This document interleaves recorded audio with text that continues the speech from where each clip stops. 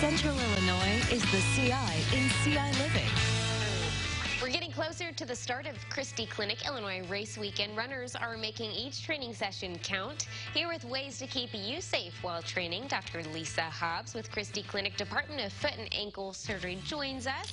Dr. Hobbs, it's great to have you here with us. I know people are so excited for race weekend, but the most important part is staying safe while training. Definitely. So there's a lot of do's and don'ts with your feet, especially with people who are running high mileage and on high impact surfaces. So we want to focus on landing on the midsole of our foot, trying not to land on the heel. This will help to kind of absorb some of the impact, decrease the incidence of injury on the bones and the joints. We also want to make sure we wear socks that wick moisture. We want to try to avoid blisters. We want to make sure we get really good supportive shoes and that you break them in appropriately prior to race day. A big mistake that some new runners make is wearing a new pair of shoes on the first day of the race, which can really cause some injury. Yeah. And then we want to make sure that we practice good hygiene. We take care of our feet, avoid injury, avoid athlete's foot, and making sure that we listen to our body and seek the care of a medical professional if we have any sort of injury. Now, Dr. Hobbs, what should you do? How should you break in your shoe properly in order to make sure you're not making that mistake of showing up to race day with brand new shoes? How long should you train with a shoe to count it as broken in? So I usually tell people, try to have it for a few weeks beforehand. Start with short runs, maybe just a mile or 2 miles, and then slowly each day or every other day, increase your mileage and your time in your shoes so they're not broken down too much, but they are comfortable and won't cause blisters. Absolutely. We have a couple of these tips that we're talking through on the screen right now.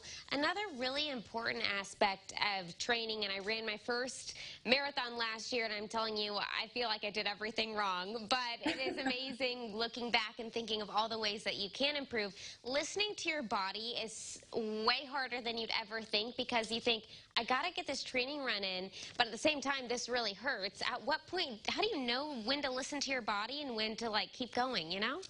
Right. So I think general aches and pains are normal. Something that you ice, take a little bit of Tylenol, and it totally resolves is fine. But if you're waking up in the morning, continuing to have pain, if you're noticing swelling, bruising, or redness, it's really time to seek medical care, especially if you're wanting to run these higher mileages. There's no reason to wait to see a doctor. We can see you early, diagnose you early, and get you back in your running. Now, what would you say is the importance of actually taking the time and following tips like this? Like after your run, making sure that you're scrubbing your feet. I can say I didn't do that, but I wish that I would have. But what would you say is the importance of taking the time to actually take these steps to protect yourself? Sure. So it's really a matter of avoiding infection and injury. So if you're sitting there in sweaty socks for hours afterwards and you get a really bad athlete's foot or a really bad blister, you're risking an infection. You're risking the need for antibiotics or prolonged stay from not running. So I think it's really, really important to do these preventative measures. If someone hasn't been doing these preventative measures and we're really close to race day, race weekend here, should they start now? Should they change anything now, or should they just keep on with how they've been doing things? No, I think it's a great idea to start now. Just start now, check your feet, make sure you're not having any of these injuries, make sure that you are getting your new shoes now, breaking them in now. And if they're not comfortable by race day or if they're causing any problems, hold off on those shoes and make sure you have something supportive but that's comfortable. Yeah, my last question in terms of shoes, how do you know when you should get a new pair of shoes? So especially runners at high mileages, you're really having to switch out those shoes quite frequently.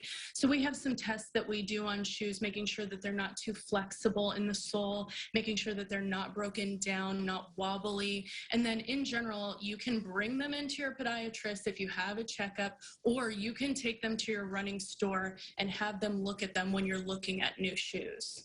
Well, all extremely valuable information, especially as we're gearing up for race weekend. Very exciting, but again, now is the time to prioritize protecting your feet, your ankles, your body, and making sure you're totally ready for race weekend.